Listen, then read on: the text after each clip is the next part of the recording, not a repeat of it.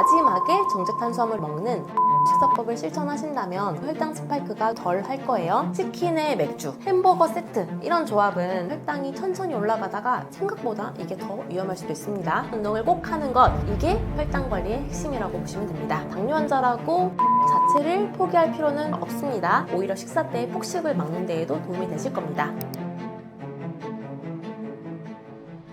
당뇨가 전 단계라면 반드시 피해야 할 음식에는 어떤 것들이 있을까요? 당뇨 전 단계라고 진단받았다면 이미 혈당이 사실은 정상보다 높다는 뜻이고요. 이 상태에서 방심하면 몇 년 안에 본격적인 당뇨로 넘어갈 수 있기 때문에 그래서 지금부터 어떤 음식을 줄이거나 피하느냐가 굉장히 중요합니다. 당뇨 전 단계를 반드시 극복해서 정상 수치로 되돌리겠다는, 당뇨를 완전히 졸업하겠다는 각오를 다져주셔야 하고요. 3가지 음식은 꼭 피하시길 바랍니다. 첫 번째로 꼭 피해야 할 건 정제 탄수화물, 그러니까 100% 흰쌀밥 그리고 밀가루로 만든 각종 빵이나 떡이나 면 그리고 과자, 케이크 같은 음식이에요. 이런 음식은 혈당을 빠르게 올리는 고혈당 유발 식품이고요. 특히 당뇨 전 단계에서는 인슐린 기능이 떨어지기 시작한 상태라서 이런 급격한 혈당 상승을 감당하기가 매우 어렵습니다. 두 번째는 설탕이나 액상과당이 많이 들어간 음식이에요. 예를 들면 탄산음료나 과일 주스, 믹스커피, 시리얼, 양념이 강한 가공식품들이 있는데요.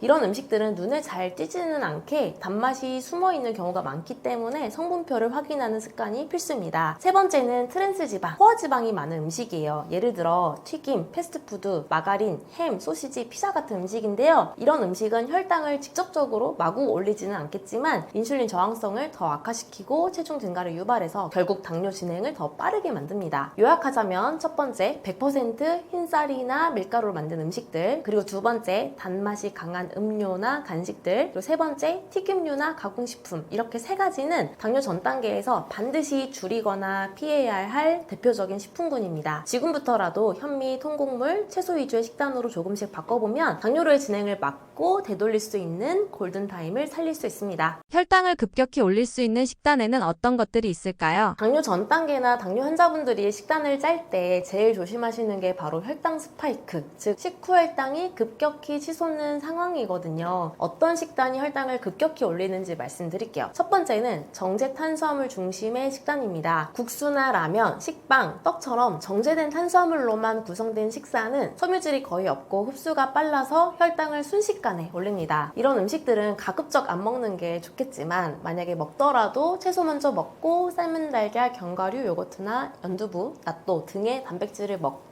마지막에 정제 탄수화물을 먹는 거꾸로 식사법을 실천하신다면 그래도 혈당 스파이크가 좀 덜 할 거예요. 두 번째는 단독 과일 식사예요. 배가 고플 때 바나나 하나, 사과 하나 이렇게 과일만 드시는 경우가 많은데요. 과일에도 과당과 천연 당분이 많기 때문에 특히 공복에 과일만 먹으면 혈당이 빠르게 상승할 수 있습니다. 특히 포도, 바나나, 망고, 멜론처럼 혈당 지수가 높은 과일은 더 주의해야 합니다. 그리고 세 번째는 밥이랑 음료 조합이에요. 예를 들면 밥 먹고 나서 믹스커피 한 잔, 혹은 식사 중에 과일 주스나 탄산음료 같이 마시는 경우 많죠. 그런데 이건 탄수화물, 당류의 이중 폭탄이기 때문에 식후 혈당을 폭발적으로 올릴 수가 있습니다. 그리고 네 번째는 튀김류나 가공육이 많은 고지방, 고탄수화물 식단입니다. 치킨에 맥주, 피자에 콜라, 햄버거 세트 이런 조합은 탄수화물도 많지만 기름진 음식이 소화를 늦춰서 혈당이 천천히 올라가다가 나중에 갑자기 튀어오르는 스파이크를 만들 수 있는데요. 생각보다 이게 더 위험할 수도 있습니다. 정리를 하자면 정제 탄수화물만 있는 식사, 과일만 먹는 식사, 또는 식사 후에 단 음료나 디저트를 먹는 것, 그리고 마지막으로 고지방, 고탄수화물의 조합, 이렇게 4가지가 특히 혈당을 급격히 올릴 수 있는 식단입니다. 그래서 식단을 짜실 때는 꼭 섬유질, 단백질, 좋은 지방이 함께 들어가야 혈당의 급격한 상승을 막을 수 있습니다. 혈당을 천천히 그리고 완만하게 올리는 식사, 이게 바로 핵심이라고 생각하시면 되겠습니다. 당뇨 환자가 외식할 때 선택할 수 있는 건강한 메뉴에는 어떤 것들이 있을까요? 당뇨인들에게 외식은 참 어려운 숙제 중 하나죠. 메뉴가 대부분 탄수화물 위주고 양 조절도 어렵고 조리 방법도 대부분 튀기거나 볶은 게 많다 보니까 사실 혈당이 쉽게 올라가거든요. 그래도 현명하게 메뉴를 고른다면 외식도 혈당 걱정 없이 즐길 수 있는데요. 몇 가지 꿀팁 알려드릴게요. 첫 번째, 한식 중에서는 백반류가 가장 안전한 선택입니다. 예를 들면 쌈밥 정식, 생선구이 백반, 나물 반찬 위주의 정식 같은 메뉴를 말하는데요. 이때 밥은 절반 정도로 줄이시고요. 채소 반찬 위주로 많이 드시고 국물은 적게 드시는 게 좋습니다. 쌈채소와 함께 드시면 혈당 흡수 속도를 늦출 수 있기 때문에 더 좋습니다. 그리고 양식 중에서는 샐러드와 단백질 조합이 좋은데요. 닭가슴살 샐러드, 연어 샐러드, 스테이크 샐러드 이런 메뉴예요. 여기서 더 중요한 건 드레싱을 따로 요청하거나 최소화하는 거예요. 그리고 빵이나 파스타를 함께 드실 거라면 양을 절반만 드셔야겠습니다. 그리고 세 번째, 일식은 회덮밥이나 연어 사시미랑 샐러드 조합이 좋고요. 초밥을 드시게 된다면 밥량을 줄이고 와사비와 생강을 같이 드시고 간장은 최소한으로 사용하시면 됩니다. 튀김류나 돈가스는 피하시는 게 좋겠죠. 그리고 네 번째, 분식이나 면 요리를 먹는다면 그럴 땐 차라리 곤약면이나 두부면을 파는 메뉴를 한번 찾아보세요. 최근엔 이런 저탄수화물 메뉴를 제공하는 식당도 늘고 있습니다. 아니면 잔치국수보다는 칼국수가 조금 더 낫고요. 라면보다는 우동이나 국물이 덜한 냉모밀이 조금 더 나은 선택이 될 수도 있습니다. 팁 하나 더 드리자면요. 외식할 땐 먹는 순서가 정말 중요합니다. 거꾸로 식사라고 하죠. 같은 음식이라도 혈당이 훨씬 천천히 올라가기 때문에 채소, 단백질, 탄수화물 순서로 드시고요. 그리고 외식 후에는 15분에서 30분 정도 평소 식사 때보다 조금 더 걷거나 운동을 하거나 활동을 해주시면 정말 큰 도움이 될 겁니다. 요약하자면 백반율 정식, 샐러드랑 단백질 조합,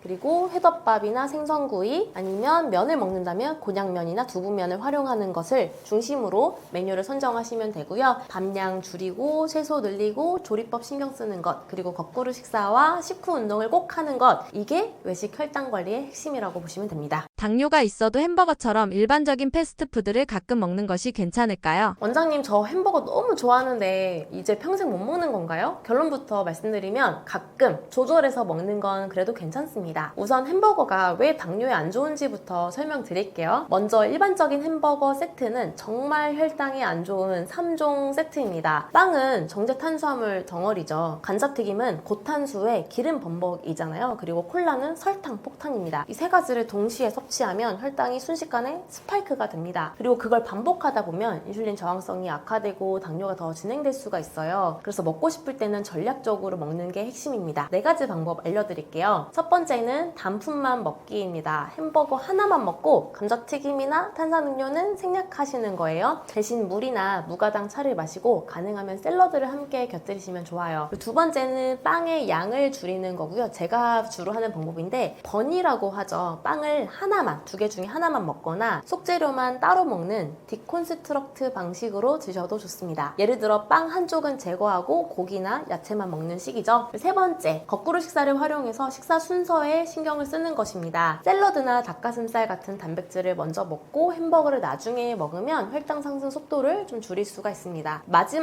그리고 마지막으로는 식후에 가볍게 걷는 거예요. 정말 햄버거가 먹고 싶은 날이라면 식후 15분에서 30분 정도 산책이나 걷기를 꼭 하세요. 그것만으로도 혈당 조절에 큰 도움이 될 겁니다. 결론적으로 햄버거도 어떻게 먹느냐가 중요합니다. 무조건 금지하기보다는 똑똑하게 즐기는 방법을 알고 가끔 즐기고 다시 잘 조절한다면 당뇨와의 삶에서도 음식의 즐거움을 충분히 누리실 수 있을 겁니다. 당뇨 환자도 안심하고 먹을 수 있는 간식에는 어떤 것들이 있을까요? 당뇨 진단을 받고 나면 많은 분들이 가장 먼저 이제 간식은 끝났구나 이렇게 생각하시는데요. 사실 잘 고르면 안심하고 먹을 수 있는 간식들도 꽤 많습니다. 포인트는 혈당을 천천히 올리는 음식, 영양소가 균형 잡힌 음식을 고르는 건데요. 당뇨인들도 안심하고 먹을 수 있는 간식 5가지를 추천해 드릴게요. 첫 번째는 소량의 견과류입니다. 아몬드, 호두, 피스타치오 같은 견과류는 식이섬유와 좋은 지방과 단백 풍부해서 혈당을 급격히 올리지 않아요. 다만 칼로리가 높기 때문에 한 번에 한 줌 20g 정도로 제한하시는 게 좋습니다. 무염이나 무가당 제품으로 선택해 주세요. 그리고 두 번째는 그릭 요거트입니다. 무가당 그릭 요거트는 단백질이 풍부하고 포만감이 좋은데요. 여기에 시나몬을 계피를 살짝 뿌려 먹으면 혈당 조절에도 도움을 줄 수 있습니다. 단 과일이 많이 들어간 요거트나 설탕이 첨가된 제품은 피하셔야 합니다. 그리고 세 번째는 삶은 달걀인데요. 달걀은 혈당을 거의 올리지 않으면서도 단백질과 지방이 균형 있게 들어있어요.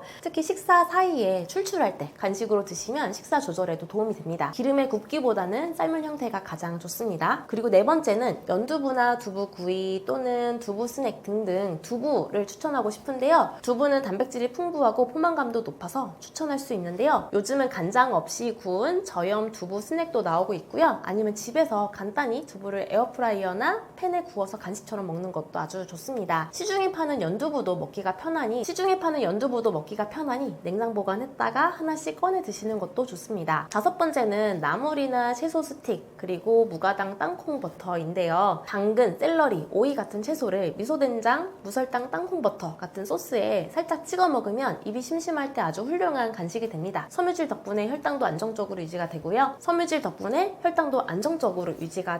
간식 고를 때 정말 주의할 점이 있는데요. 마트에 파는 당뇨인 전용 간식, 예를 들면 무설탕 초콜릿, 저탄수화물 빵 이런 거 있는데 꼭 성분표 확인하셔야 합니다. 무설탕이라고 해도 탄수화물 함량이 높거나 대체당이 들어있는 경우도 많아서 생각보다 혈당을 더 올릴 수가 있거든요. 정리를 하자면 당뇨 환자라고 간식 자체를 포기할 필요는 전혀 없습니다. 하지만 배고플 때 천천히 흡수되는 간단한 간식으로 혈당을 안정시키자, 이런 개념으로 간식을 고른다면 오히려 식사 때 폭식을 막는 데에도 도움이 되실 겁니다. 사과가 당뇨에 좋다는 말이 있는데 실제로 도움이 될까요? 정말 많이 하는 질문이죠. 사과는 과일이니까 당분이 많을 텐데 당뇨 있는 사람이 먹어도 되나요? 이렇게 물어보시는 분들 정말 많습니다. 결론부터 말씀드리자면 사과는 제대로만 먹는다면 당뇨 환자분들에게도 도움이 되는 과일이에요. 우선 사과에는 수용성 식이섬유인 펙틴이 풍부합니다. 이 펙틴이 혈당의 흡수를 천천히 하도록 도와주고 혈당이 급격히 오르는 걸 막아주는 역할을 합니다. 그래서 단순히 당분이 많다고 무조건 걱정할 게 아니라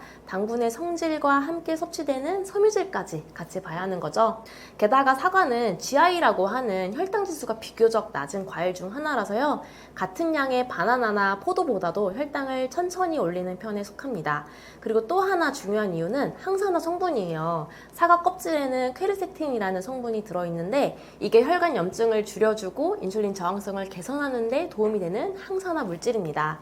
당뇨는 단순히 혈당만의 문제가 아니거든요. 혈관과 염증, 대사 전체의 문제이기 때문에 사과처럼 항산화 효과가 있는 과일을 잘 활용하시면 전반적인 대사 건강 관리에도 도움이 될 수 있습니다. 요약하자면 사과는 당뇨인에게도 충분히 도움이 되는 좋은 과일이고요. 먹지 말아야 할 과일이 아니라 잘 제대로 챙겨 먹어야 할 과일입니다. 사과를 먹을 때 혈당 조절에 도움이 되는 섭취 방법이 있을까요? 사과 드실 때 혈당 때문에 고민되시죠? 사실 사과는 당뇨인에게 도움이 되는 과일 중 하나인데요. 그 효과를 제대로 보려면 어떻게 먹느냐가 정말 중요합니다. 우선 사과는 껍질째 드시는 게 훨씬 좋습니다. 왜냐하면 사과 껍질에는 말씀드린 것처럼 식이섬유와 항산화 물질이 훨씬 더 많이 들어있기 때문이에요. 특히 펙틴이라는 수용성 식이섬유는 장에서 당 흡수를 늦춰주기 때문에 사과 껍질을 벗겨 먹는 것보다 혈당 스파이크가 훨씬 덜 합니다. 또 사과 껍질에는 아까 말씀드린 퀘르세틴이라는 강력한 항산화 물질이 들어있어서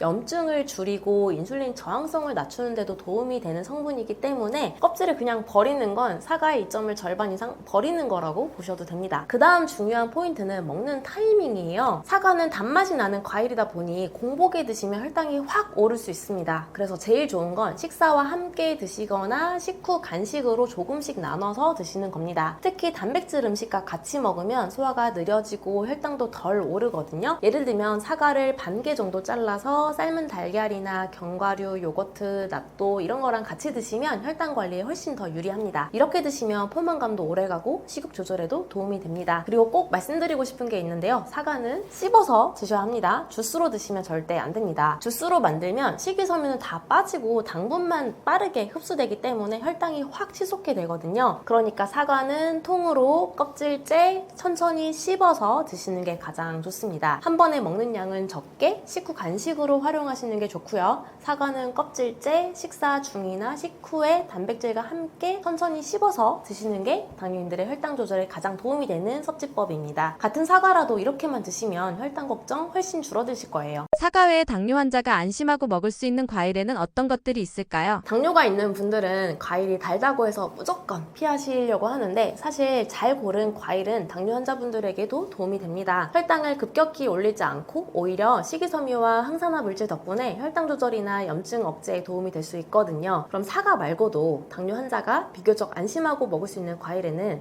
어떤 게 있을까요? 제가 보통 진료 때 많이 추천하는 과일은 딱 이 4가지입니다. 첫 번째는 블루베리, 딸기, 라즈베리 등의 베리류인데요. 베리류는 GI라고 해서 혈당 지수가 낮고 항산화 물질이 풍부해서 당뇨인들에게도 아주 좋습니다. 특히 블루베리는 혈관 건강과 인슐린 민감도 개선에도 도움이 되는 과일이라서 하루 한 줌 정도 60g에서 한 70g 정도 생으로 드시면 좋습니다. 냉동 블루베리도 괜찮고요. 단 시럽이나 잼은 안 됩니다. 두 번째는 자몽인데요. 자몽도 혈당 지수가 낮은 과일 중 하나예요. 다만 약 드시는 분들은 주의하셔야겠고요. 특히 고혈압약이나 고지혈증 약 중 일부는 자몽과 상호작용이 있어서 드셔도 되는지 꼭 주치의 선생님과 상담을 하셔야 합니다. 그런 점만 괜찮다면 자몽은 인슐린 민감도를 높여주는 성분도 있어서 괜찮은 과일입니다. 세 번째는 키위인데요. 키위는 의외로 혈당 지수가 낮은 편이고 비타민C와 식이섬유가 풍부해서 혈당 조절에 도움이 됩니다. 초록색 키위보다는 노란색 골드 키위가 당이 더 높기 때문에 가능하면 초록색으로 선택하시고요. 하루에 반 개에서 한 개 정도면 괜찮습니다. 그리고 네 번째는 토마토인데요. 토마토는 많은 분들이 채소로 알고 계시지만 과일에 해당합니다. 식물학적으로 보면 과일은 씨를 품고 있는 식물의 열매를 말하는데요. 토마토 역시 꽃이 피고 수정된 뒤 씨앗을 품는 열매가 되기 때문에 곧 과일로 분류가 됩니다. 토마토는 혈당에 거의 영향을 주지 않으면서도 항산화 성분인 라이코펜이 풍부하고 심혈관 질환 예방에도 도움이 된다고 하죠. 특히 당 조절이 힘든 분들에게는, 특히 혈당 조절이 힘든 분들에게는 생토마토 1개 정도를 간식으로 드시는 것을 권합니다. 결론적으로 사과, 베리류, 자몽, 키위, 토마토 정도는 적절한 양과 방식만 잘 지키신다면 당뇨가 있어도 안심하고 드셔도 되는 과일입니다. 단 주의하실 점은 절대 과일 주스나 건과일, 말린 과일은 피하셔야 합니다. 당이 농축되어 있어서 혈당이 급격히 올라갈 수 있기 때문이죠. 자연 그대로, 생으로, 적당히 이렇게 세 가지가 핵심입니다. 반대로 당뇨 환자가 피해야 하는 과일에는 어떤 종류가 있을까요? 과일이라고 다 좋은 건 아니거든요. 특히 혈당이 너무 빠르게 오르거나 당 성분이 농축된 과일은 당뇨가 있는 분들은 피하시는 게 좋습니다. 제가 임상에서 진료할 때 주의하라고 말씀드리는 과일은 몇 가지가 있는데요. 첫 번째는 바나나, 특히 잘 익은 바나나는 피하시는 게 좋아요. 바나나는 혈당 지수가 꽤 높고 당분 함량이 높습니다. 특히 껍질에 갈색 반점이 많을수록 혈당 지수가 더 높아지기 때문에 혈당을 빠르게 올릴 수 있어요. 그래서 만약에 나는 바나나를 먹고 싶다 라고 하면 단단하고 살짝 덜 익은 바나나를 드시면 그래도 괜찮습니다. 두 번째는 포도인데요. 포도는 알알이 작아서 먹다 보면 양 조절이 좀 잘 안 되는 경향이 있죠. 그런데 포도는 혈당 지수가 높고 포도당 함량도 많아서 한 움큼만 먹어도 혈당이 급격하게 오를 수 있습니다. 특히 포도 주스, 말린 포도는 더 위험합니다. 생포도도 소량만, 딱 대여섯 알 정도만 드시는 게 좋고요. 가능하면 다른 과일로 대체하는 걸 권장드립니다. 세 번째는 멜론인데요. 멜론도 혈당 지수가 매우 높기 때문에 조금만 먹어도 혈당이 확 올라갑니다. 멜론은 수분도 많아서 시원하게 먹기 좋다라고 생각하시겠지만 사실상 당이 희석되어 있는 음료처럼 작용을 하죠. 먹고 나면 금방 배고파지고 혈당 스파이크가 일어나기 쉽습니다. 그리고 네 번째는 어떤 과일이든 말린 과일은 피하시는 게 좋은데요. 말린 망고, 말린 포도, 건포도라고 하죠. 그리고 말린 바나나 칩, 말린 무화과 등은 물기가 빠지면서 사실 당 성분이 농축되거든요. 게다가 시중에 파는 건 대부분 설탕을 추가로 넣는 경우도 많습니다. 한 입만 먹어도 혈당이 훅 올라가니까 당뇨가 있다면 피하시는 게 좋겠죠. 그리고 다섯 번째는 과일 주스입니다. 그래도 100% 생과일 주스면 괜찮지 않나요? 이런 얘기도 하시는데요. 하지만 안타깝게도 100% 생과일 주스도 혈당에는 위험합니다. 과일을 주스로 만들면 식이섬유는 거의 다 사라지고 같은 사과 한 개를 먹는 것보다 사과 주스 한 잔이 훨씬 더 빠르게 혈당을 올립니다. 정리하자면 피해야 할 과일은 당이 많고 빨리 흡수되며 양 조절이 어려운 과일들이고요. 특히 바나나, 포도, 멜론, 말린 과일, 주스 형태는 꼭 피하셔야겠고요. 과일을 드시더라도 아까 말씀드린 것처럼 천천히 생으로 적당량 드시는 게 중요합니다. 과일은 건강식이라는 고정관념이 당뇨에는 오히려 독이 될 수도 있어요. 당뇨 관리는 좋은 음식만 먹는 게 아니라 피해야 할 음식도 제대로 아시는 것부터 시작이 됩니다. 사과 식초가 당뇨에 좋다는 말이 많은데 실제로 어떤 작용을 하나요? 이 질문 정말 많이 하시는 편인데요. 사과 식초가 당뇨에 진짜 좋은가요? 라고 하십니다. 결론부터 말씀드리면 올바르게 활용하면 혈당 조절에 분명 도움이 됩니다. 우선 사과 식초에는 아세트산이라는 성분이 들어있어요. 이 아세트산은 우리 몸에서 탄수화물의 소화를 늦추고 포도당 흡수를 천천히 하게끔 도와줍니다. 쉽게 말하면 밥을 먹었을 때 혈당이 급격하게 오르는 걸 막아주는 역할을 한다는 거죠. 이걸 혈당 스파이크 억제라고 합니다. 또 한 가지 중요한 건 사과식초가 인슐린 감수성을 조금 높여주는 역할도 해요. 즉 인슐린이 잘 작동하게 도와주는 거죠. 특히 공복 혈당이 잘 안 떨어지는 분들한테서 효과가 더 잘 나타나는데요. 자기 전에 사과식초를 소량 섭취한 그룹에서 다음날 아침 혈당이 더 낮게 나왔다는 연구 결과도 있습니다. 다만 무조건 좋다고 생각해서 너무 많이 마시거나 아무 때나 마시면 안 됩니다. 위가 약한 분들은 속쓰림이 생길 수 있거든요. 그래서 식초는 산성이라 치아에 손상을 줄 수도 있고요. 그래서 반드시 물에 희석해서 소량만 섭취하셔야 합니다. 예를 들면 물 200ml에 사과식초 작은 숟가락으로 한두 스푼 정도가 적당하고요. 식사 중이나 식사 직후에 마시는 걸 추천드립니다. 요약하자면 사과식초는 당뇨에 도움이 되는 성분이 확실히 들어있고 혈당 스파이크 완화와 인슐린 저항성 개선에 긍정적인 작용이 있지만 용량, 타이밍, 체질에 따라서 주의해서 섭취해야 한다는 점 꼭 기억해 주시길 바랍니다. 정리해서 말씀드릴게요. 밥 먹을 때 소량 드셔야 하고요. 물에 희석해서 드셔야 하고요. 그리고 꾸준히 마시면 혈당 관리에 좋은 보조 도구가 될 수 있습니다. 그리고 더 나아가 당뇨인들이 그토록 원하는 당뇨를 졸업하는 데에도 도움을 줄 수 있기 때문에 적극적으로 활용해 보시는 게 좋겠습니다. 사과 식초를 섭취할 때 가장 효과적인 방법이나 권장 섭취량이 있을까요? 네, 사과식초 섭취는 어떻게, 얼마나, 언제 마시느냐에 따라서 효과가 달라질 수가 있어요. 그래서 무조건 좋다더라 해서 그냥 마구 마시면 속이 쓰리거나 오히려 건강에 부담이 될 수도 있거든요. 제가 딱 짚어드릴게요. 가장 권장되는 섭취법은 물에 희석해서 마시는 겁니다. 대부분의 전문가들이 추천하는 방법은 물 200ml 정도에 사과식초 5에서 10ml 정도를 넣는 겁니다. 이렇게 희석하면 위의 부담도 줄고 치아에도 손상을 덜 주기 때문이죠. 단 공복에 드시기보다는 식사 중이나 식사 직후가 가장 좋고요. 이때 드시면 식후혈당 상승을 완만하게 억제하는 데도 도움을 줍니다. 또한 자기 전에 공복혈당이 잘 안 잡히는 분들은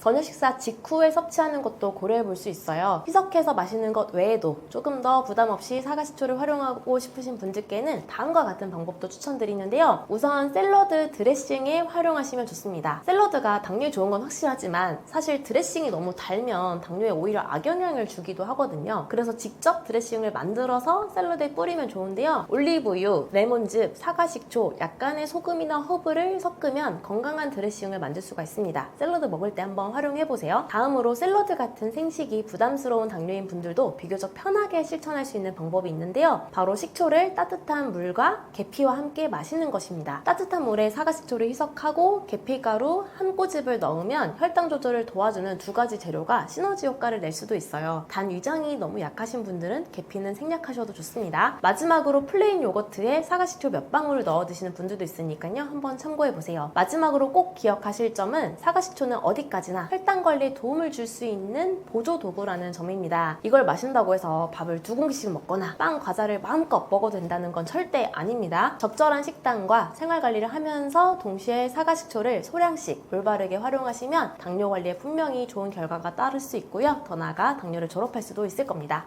계피가 혈당 조절에 도움이 된다고 들었는데 계피가 당뇨 관리에 효과가 있는 이유는 무엇인가요? 계피가 당뇨에 좋다는 이야기는 단순한 민간요법이 아니라 실제 연구들로도 어느 정도 입증된 바가 있습니다. 우리가 흔히 먹는 계피에는 시나말데하이드라는 주요 성분이 들어있는데요. 이 성분이 인슐린 감수성을 높여주는 작용을 합니다. 쉽게 말해서 같은 양의 인슐린이라도 몸 안에서 훨씬 잘 작동하게 만들어줘서 혈당을 보다 안정적으로 조절할 수 있도록 돕는 거죠. 특히 제2형 당뇨 환자들에게는 인슐린 저항성이 주된 문제이잖아요. 이런 인슐린 저항성을 개선해줄 수 있다는 점에서 계피가 의미 있는 식재료가 될 수 있어요. 또 하나 중요한 작용은 계피가 탄수화물이 당으로 바뀌는 속도를 천천히 만들어준다는 것입니다. 우리가 밥이나 빵처럼 탄수화물이 많은 음식을 먹으면 소화되면서 당으로 바뀌고 혈당이 빠르게 올라가게 되죠. 그런데 계피는 이 과정에서 위장과 소장에서 당의 흡수를 늦추는 역할을 하기 때문에 식후 혈당이 급격히 치솟는 것을 막는 데 도움이 됩니다. 이걸 보통 혈당 스파이크 억제 효과라고 하는데요. 당뇨 환자들에겐 정말 중요한 포인트입니다. 혈당이 요동치면 그만큼 합병증 위험도 커지거든요. 그리고 계피에는 강력한 항산화 및 항염 성분이 포함되어 있어서 당뇨로 인해 생길 수 있는 만성염증 반응을 줄이는 데에도 효과가 있습니다. 당뇨가 오랜 시간 지속되면 몸 안 곳곳에서 산화 스트레스와 염증 반응이 심해지는데 계피는 이를 어느 정도 완화시켜줄 수 있습니다. 실제로 일부 연구에서는 계피가 혈관 내 염증을 줄여주고 혈중 콜레스테롤 수치도 개선하는데 도움이 될 수 있다는 결과도 보고된 바 있어요. 즉 단순히 혈당만 낮추는 게 아니라 당뇨로 인한 2차적인 합병증 예방에도 긍정적인 역할을 할 수 있는 거죠. 다만 계피라고 해서 무조건 좋은 건 아니고요. 과량 섭취할 경우에는 간독성 위험이 있는 쿠마린이라는 성분이 문제될 수도 있기 때문에 적정량을 지켜서 드시는 게 좋습니다. 계피를 섭취할 때 가장 효과적인 방법은 어떤 방식인가요? 계피를 드실 때 가장 많이 물어보시는 게 차로 마시는 게 나아요? 아니면 분말로 먹는 게 나아요? 이런 질문 많이 하시는데요. 결론부터 말씀드리자면 두 가지 방식 모두 장단점이 있습니다. 본인의 생활 패턴이나 체질에 따라 고르시면 되는데요. 먼저 가장 흔하고 안전한 방식은 계피 차입니다. 말린 계피를 물에 끓여서 마시는 거죠. 이 방법은 계피의 유해 성분 중에서도 수용성 성분이 우러나오기 때문에 몸에 무리가 적고 소화도 잘 됩니다. 특히 평소에 속이 약한 분들이나 노인분들에게는 이 방법이 가장 무난합니다. 하루에 한두 잔 식후나 간식처럼 마시면 혈당 스파이크를 어느 정도 막아주는 데도 도움이 될 겁니다. 분말 형태로 섭취하는 것도 효과가 좋긴 합니다. 특히 계피 분말에는 지용성 성분까지 포함되어 있어서 좀 더 강력한 효과를 기대할 수가 있거든요. 예를 들어 요구르트나 단백질 쉐이크, 따뜻한 물이나 꿀물에 타서 드시는 분들도 계시고요. 단점이라면 분말은 아무래도 위장이 예민한 분들이 먹으면 속이 쓰리거나 간에 부담이 갈 수 있다는 점입니다. 그리고 앞서 말씀드린 쿠마린이라는 간에 해로울 수 있는 성분도 분말로 직접 먹을 때 조금 더 신경 써야 해요. 하루 섭취 권장량은 0.5에서 1g 정도로 제한하는 게 안전합니다.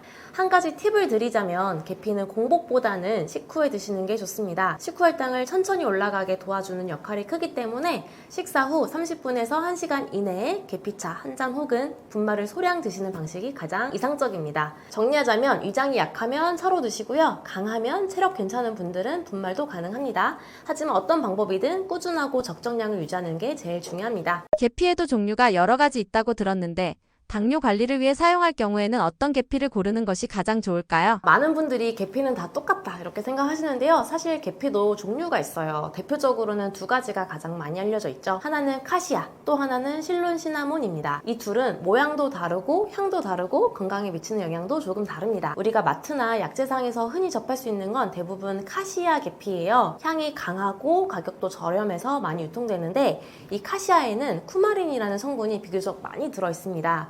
이 쿠마린이 과다 섭취되면 간에 부담을 줄 수 있어서 특히 분말로 섭취할 계획이라면 주의하셔야 된다고 했잖아요. 단기간 소량으로는 큰 문제가 없지만 매일매일 장기적으로 드실 생각이라면 카시아보다는 실론 계피가 더 낫습니다. 실론 시나몬은 흔히 진짜 계피라고도 불리는데요. 쿠마린 함량이 굉장히 낮아서 장기 복용에도 안전한 편이에요. 단점은 가격이 조금 비싸고요. 향이 은은해서 약하게 느껴질 수도 있습니다. 하지만 당뇨 관리 목적으로 꾸준히 드시려면 실론 계피가 훨씬 더 권장됩니다. 특히 간 기능이 약하거나 다른 건강기능식품을 복용 중인 분들은 실론 계피를 선택하시는 게 좋습니다. 그럼 어디서 구할 수 있는지 궁금하실 텐데요. 온라인에서 실론 시나몬이라고 검색하시면 생각보다 쉽게 찾을 수 있습니다. 분말, 스틱 형태 모두 다 나오고요. 원산지는 주로 스리랑카나 인도 쪽이에요. 스틱을 구입해 끓여 드시거나 분말을 요리에 활용하셔도 됩니다. 요약하자면 향이 강하고 저렴한 건 카시아, 그리고 안전하고 장기 복용에 적합한 건 실론이라고 보시면 되겠고요. 당뇨 관리 목적이라면 실론 시나몬으로 고르시는 게 좋습니다. 계피가 체질에 맞지 않거나 복용이 어려운 분들도 있을 텐데 이런 경우 계피를 대체할 수 있는 한방 재료나 식품이 있을까요? 아무리 좋은 음식이나 약재라도 모든 사람에게 다 맞을 수는 없더라고요. 특히 계피는 따뜻한 성질을 가진 약재라서 평소에 열이 많은 분들이 드시면 얼굴이 달아오르거나 속이 불편하거나 심한 경우 두통이나 불면이 생길 수도 있어요. 이런 분들은 계피 섭취를 피하시거나 아주 소량으로 시작해 보셔야 합니다. 그럼 계피 대신 어떤 걸 먹을 수 있느냐 하실 텐데요. 다행히도 계피만 혈당에 좋은 건 아닙니다. 혈당을 안정시키고 인슐린 저항성을 개선하는 데 도움이 되는 다른 한방 재료들도 꽤 많습니다. 먼저 추천드리고 싶은 건 황기예요. 황기는 면역력과 기력을 보강해주면서도 당 대사 조절에 관여하는 대표적인 한약재입니다. 특히 마른 당뇨나 기력이 부족한 분들, 피로감이 심한 당뇨인들에게 아주 잘 맞습니다. 탕처럼 끓여 마셔도 되고요. 진액으로 복용할 수도 있습니다. 황기는 성질이 무난하기 때문에 평소에 몸이 뜨겁든 차갑든 편하게 선택할 수 있는 약재입니다. 또 하나는 요즘 연구에서도 자주 언급되는 돼지 감자입니다.